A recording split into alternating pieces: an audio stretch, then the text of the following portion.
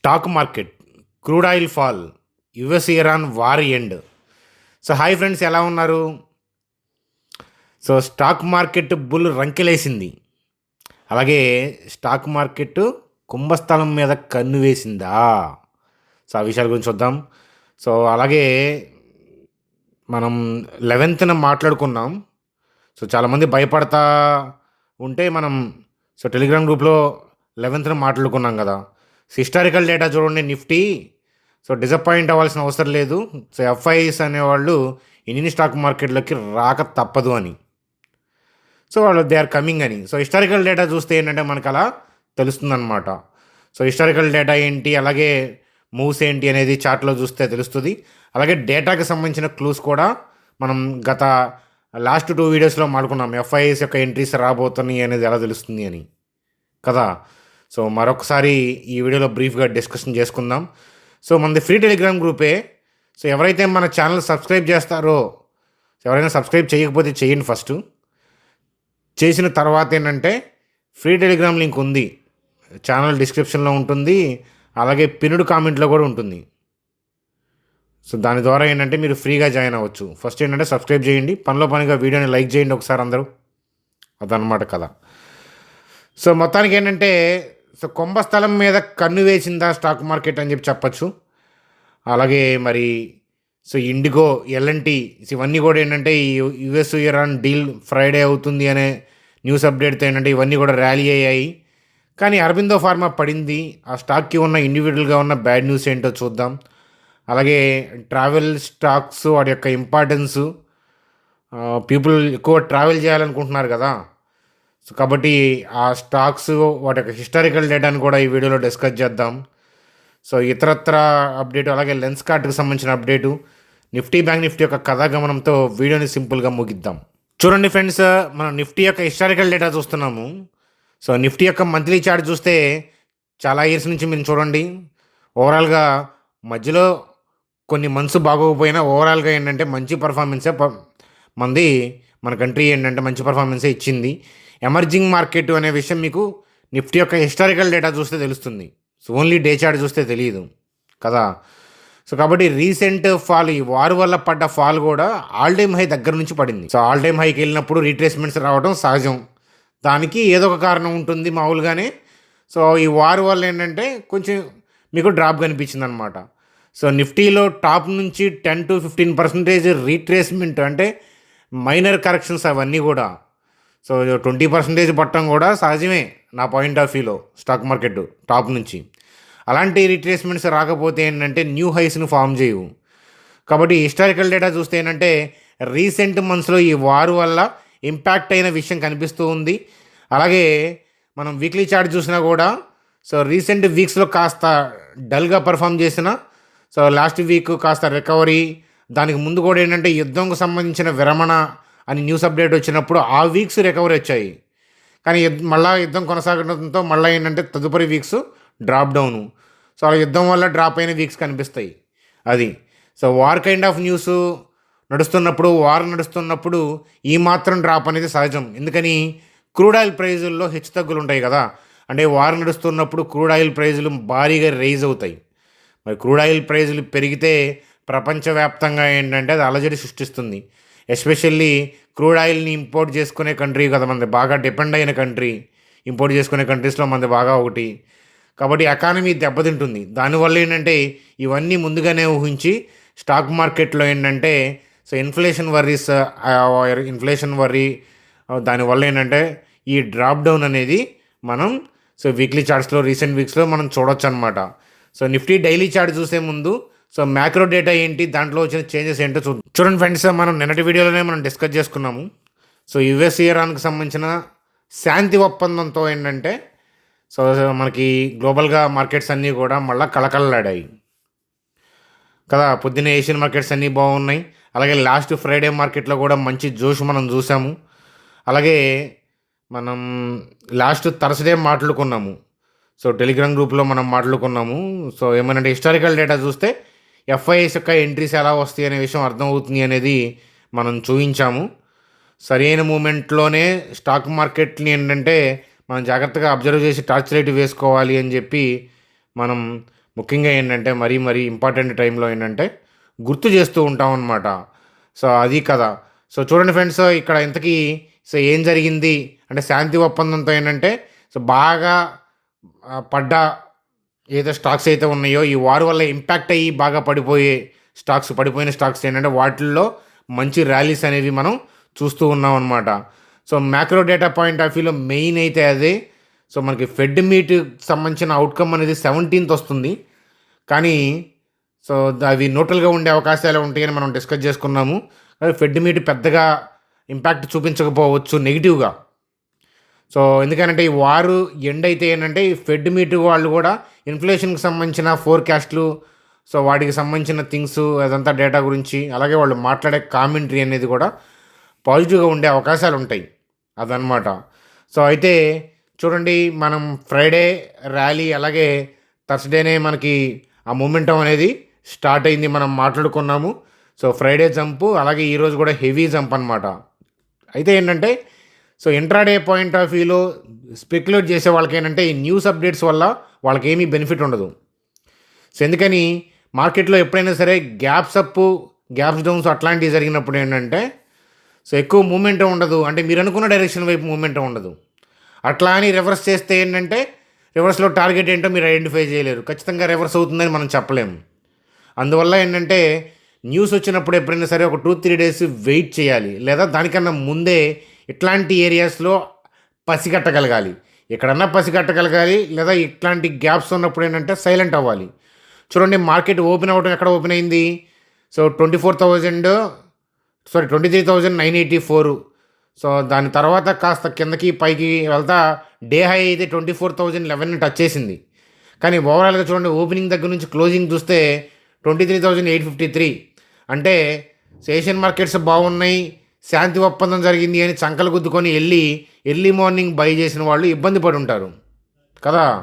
కాబట్టి ఏంటంటే ఈ న్యూస్ అప్డేట్ వచ్చిన తర్వాత టీవీలో మీరు చూస్తున్నారంటే మనమే లాస్ట్ ఆ న్యూస్ తెలుసుకున్న వాళ్ళం. అంతేగాని న్యూస్ వచ్చింది బాగుంది, మార్కెట్లో గ్రీన్ ఉంది, ఏషియన్ మార్కెట్స్ గ్రీన్ ఉన్నాయి అని చెప్పి చంకలు గుద్దుకొని వెళ్ళి ఎగబడితే మార్కెట్లో పనిష్మెంట్స్ ఉంటాయి. మనం గతంలో కూడా చాలాసార్లు చెప్పామన్నమాట. అది ఇలా గ్యాప్స్తో అంగలు వేస్తుంది అని అంటే, ఇంత డేర్గా అంగలు వేస్తున్నారు గ్యాప్స్తో అంటే అది ఎఫ్ఐఐ ఎంట్రీ అని మనం చెప్పక తప్పదు. ఎఫ్ఐఐ డేటాలో పాజిటివ్ ఉందా నెగిటివ్ ఉందా? సో స్టిల్ ఇప్పటివరకు మీరు ఎఫ్ఐఐ డేటాలో పాజిటివ్ చూసి ఉండకపోవచ్చు. ఈరోజు ఇంకా డేటా రాలేదు, నేను వీడియో చేసేటప్పుడు 5:21 అయింది. అది నెగిటివ్ ఉన్నా కూడా ఐ డోంట్ కేర్. ఎందుకనంటే సో వాళ్ళకి హెవీ స్టేక్స్ ఉన్న బజాజ్ ఫినాన్స్ ఇట్లాంటి వాటిలో ఏంటంటే యాక్టివిటీ కనిపిస్తూ ఉంది ఆల్రెడీ. సో ఆల్రెడీ మనం చెప్పాము క్లూస్ ముందు ఐడెంటిఫై చేయాలని, బజాజ్ ఫినాన్స్లో కనిపిస్తూ ఉంది. సో అట్లాగే మనం చెప్పాలి అని అంటే డేటాలో కూడా స్టాక్ ఫీచర్స్లో హెవీ బయింగ్ యాక్టివిటీ కనిపిస్తూ ఉంది. సో అదే మనం నిన్న కూడా డిస్కస్ చేసుకుంది, దాన్ని బట్టే ఎఫ్ఐఎస్ ఎంట్రీస్ అని.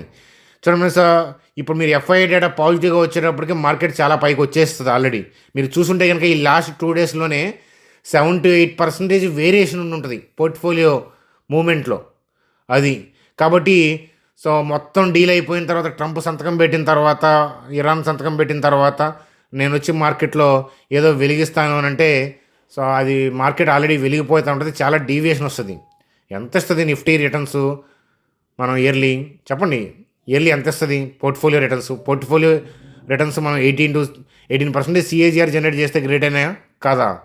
అలాంటప్పుడు ఏంటంటే డౌన్ఫాల్స్లో టార్చ్ రేట్ వేసి వెతకాలన్నమాట. ఇలాంటి యుద్ధాలు, రెసిషన్స్ అట్లాంటివన్నీ కూడా స్టాక్ మార్కెట్లో ఆపర్చునిటీస్, నేను చాలాసార్లు చెప్పాను. సో మీ అందరికీ తెలిసిన విషయమే, నేను ఎన్నిసార్లు చెప్పినా అదనమాట కాదా. సో ఏదైనా రీట్రేస్మెంట్ వచ్చి పైకి వెళ్ళేటప్పుడు ఏదైనా అబ్జర్వ్ చేయొచ్చు. కానీ సో లేదా పిరమిడింగ్ చేసేవాళ్ళు ఏంటంటే దీంతోపాటు వెళ్తూ ఈ స్టెప్స్ చేస్తున్నప్పుడల్లా ఒక్కొక్క స్టెప్ వేసుకుంటూ వెళ్తారు. ఇనిషియేషన్స్ యాక్టివిటీ కూడా అలాగే ఉంటుంది. కానీ ఏదో 1-2 లాట్స్తో చేసేవాళ్ళు ఏంటంటే ఇలా ఇంట్రాడే పాయింట్ ఆఫ్ వ్యూలో కానీ ఈ న్యూస్ అప్డేట్ని బేస్ చేసుకొని కానీ ట్రేడ్ చేయాలంటే కనుక ఇబ్బంది పడతారని చెప్తాను. అదనమాట కదా. చూడండి సార్, వీడియోలో న్యూస్ అప్డేట్స్, బ్యాంక్ నిఫ్టీ వీటి గురించి కవర్ చేసే ముందు వీడియోని లైక్ చేయడం మర్చిపోవద్దు, సబ్స్క్రైబ్ చేసి ఉంటారని ఆశిస్తున్నాను. అలాగే మీలో ఎవరికైనా ట్రేడింగ్ డీమ్యాట్ అకౌంట్ లేకపోతే ఇక్కడ నేను లింక్స్ ఇచ్చాను చూడండి. జస్ట్ ఏంటంటే మీరు మొబైల్ నెంబర్ ఎంటర్ చేసి ఓటీపీ ఎంటర్ చేస్తే అలాగే డీటెయిల్స్ ఇస్తే 10 minutesలో అకౌంట్ ప్రాసెస్ అనేది అయిపోతుందన్నమాట. అది అకౌంట్ ఓపెన్ చేస్తే మీ ఐడిని మా టీం నెంబర్కి వాట్సాప్ చేయండి. వాళ్ళ నుంచి ఏదైనా అప్డేట్ ఉంటే మీకు ఇన్ఫామ్ చేస్తానన్నమాట. చూడండి సార్, లెన్స్ కార్ట్కి సంబంధించిన అప్డేటు. సో యూబీఎస్ వాళ్ళు ఇక్కడ నుంచి 48% అప్సైడ్ వెళ్తుందని చెప్తున్నారనమాట. లెన్స్ కార్ట్ ఐపీఓ అప్పుడు మనం దాని గురించి ప్రోస్ కాన్స్ మాట్లాడుకున్నాము. సో లెన్స్ కార్ట్ గ్రోత్ గురించి కూడా చాలాసార్లు మాట్లాడుకున్నాం. జస్ట్ యూబీఎస్ వాళ్ళు ఇస్తున్న అప్డేట్గా మనం చూడమని చెప్పి చెప్తాను. చూడండి సార్, అలాగే ఇండిగోకి సంబంధించి సో 2 డేస్లో 10% ర్యాలీ అయింది. ఎందుకంటే క్రూడ్ ఆయిల్ ప్రైజులు డ్రాప్ అవడంతో. So US Iran piece deal. So ఈ న్యూస్ అప్డేట్స్తో ఏంటంటే బ్రెంట్ క్రూడ్ ఈరోజు 5% డ్రాప్ అయింది. చూడండి సార్, క్రూడ్ యుద్ధం వల్ల బాగా ఇంపాక్ట్ అయిన స్టాక్స్లో కూడా ఇండిగో ఒకటి, అంతే కదా. క్రూడ్ ఆయిల్ ప్రైజులు పెరిగితే వాళ్ళ మీద హెవీ భారం పడుతుంది. వెంటనే టికెట్ ప్రైజులు ఏం పెంచరు కదా ఇమీడియట్గా, మార్జిన్ మీద ఇంపాక్ట్ పడుతుంది.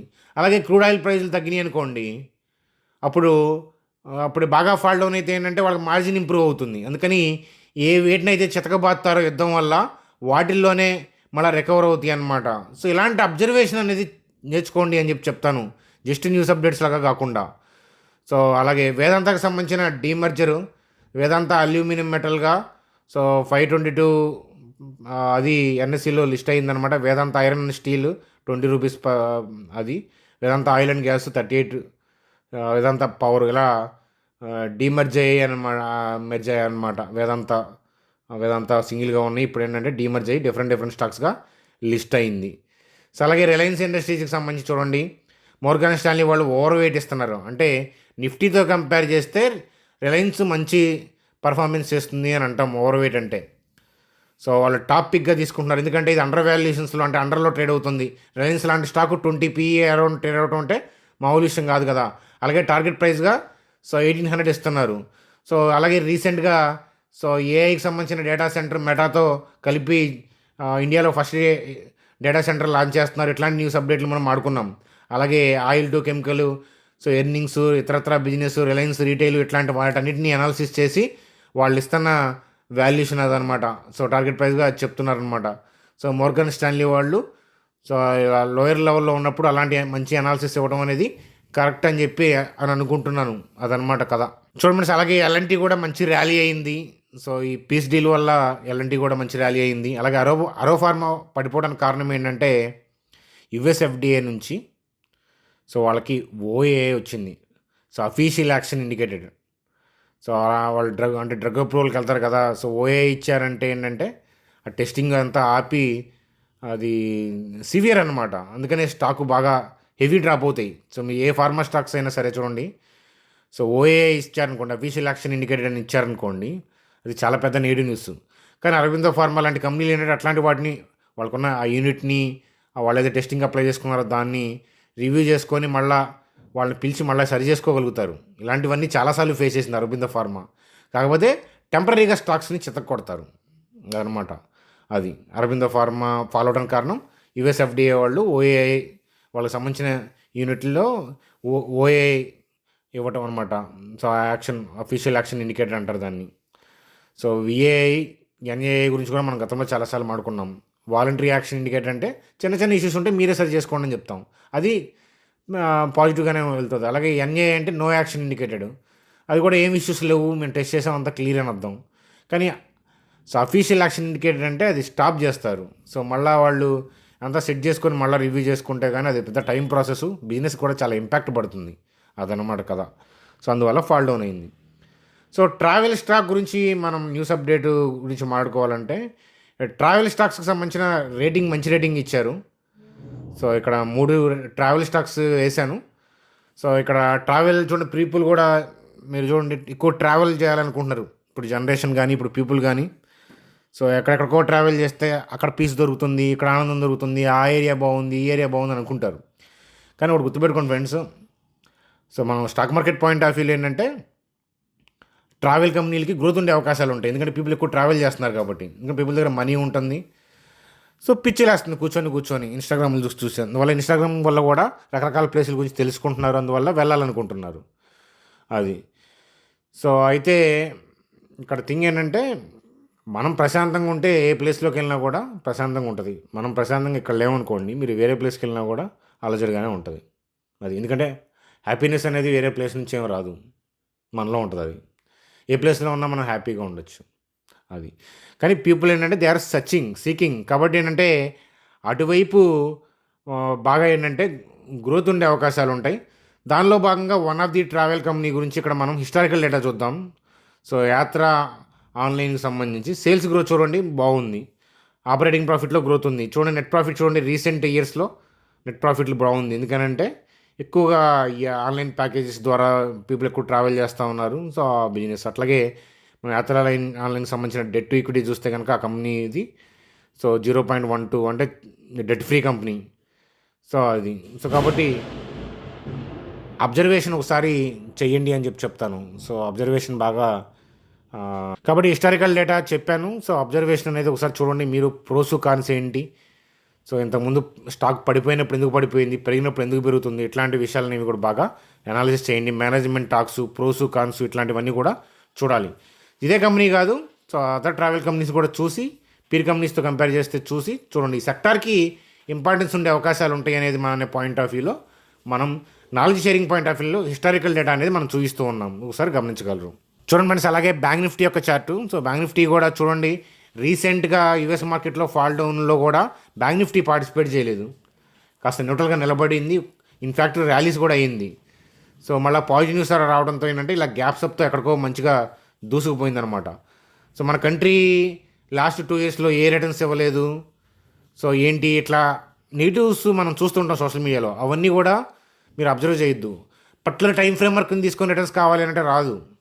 ఒక 5 ఇయర్స్ పాయింట్ ఆఫ్ వ్యూలో చూడండి, ఒక 3 ఇయర్స్ 4 ఇయర్స్ అట్లా చూడండి. ఓవరాల్గా హిస్టారికల్ డేటా చూడండి. నిఫ్టీ రిటర్న్స్ ఎలా ఉన్నాయి, ఎంత మంచి మార్కెట్ మంది, ఎమర్జింగ్ మార్కెట్ అనే విషయం తెలుస్తుంది. సో, అంతేగాని పడిపోయినప్పుడు సోషల్ మీడియాలో చూసి గందరగోళం అవ్వద్దన్నమాట. సో, అది కదా. సో, ఎంత దూరం ఉంది నిఫ్టీ గట్టిగా 2000 పాయింట్లు పెరిగిందంటే దగ్గరగా ఆల్ టైమ్ హైలో కూర్చుంటుంది వెళ్ళి. సో, కాబట్టి ఏంటంటే ప్యానిక్ అవ్వాల్సిన అవసరం లేదు అని మనం గతంలోనూ చెప్పాం, ఇప్పుడు చెప్పాం, ఎప్పుడూ చెప్తాం అనమాట. మన ఇండియన్ మార్కెట్ ఇండియాలో పుట్టమే అదృష్టం స్టాక్ మార్కెట్ పాయింట్ ఆఫ్ వ్యూలో చెప్పాలి అని అంటే. ఎందుకని అంత ఆపర్చునిటీస్ డెవలప్డ్ కంట్రీస్లో ఉండవు. యూఎస్లో రాదు, జపాన్లో ఉండదు మీకు అట్లా. సో, మన ఎమర్జింగ్ మార్కెట్ ఈవెన్ ఇన్ఫ్యాక్ట్ యూఎస్లో ఉన్న ఎఫ్ఐఎస్ కానీ యూరోప్లో ఉన్న ఎఫ్ఐఎస్ కానీ మనలాంటి మార్కెట్లో ఇన్వెస్ట్మెంట్ చేయడానికి ఎగబడతారు. కాబట్టి ఆ పాయింట్ ఆఫ్ వ్యూలో మనం అదృష్టవంతులం. కానీ ఒక 30 ఇయర్స్ తర్వాత మళ్ళీ అదే అదృష్టం అప్పటి జనరేషన్కి ఉండకపోవచ్చు. అప్పటికి గ్రో అయిపోయి ఉండొచ్చు, మనం సెటిల్ అయిపోయి ఉండొచ్చు. కాబట్టి ఏంటంటే సో రైట్ టైం అని చెప్తాను మన Indian stock market point of వ్యూలో చెప్పాలంటే. సో, ఏంటి ఏమి కథ అనేది మీ ప్రోసు కాన్స్ ఏంటి, అలాగే మీ ఫైనాన్షియల్ అడ్వైజర్ని కూడా కలవండి అంటాను. ఎప్పుడైనా వీడియోలో చెప్పాయని కూడా నా వ్యక్తిగతమైన అభిప్రాయాలు. మీ ఫైనాన్షియల్ అడ్వైజర్ని కలిసి మాత్రమే డెసిషన్స్ అనేవి తీసుకోవాలన్నమాట. అది కథ.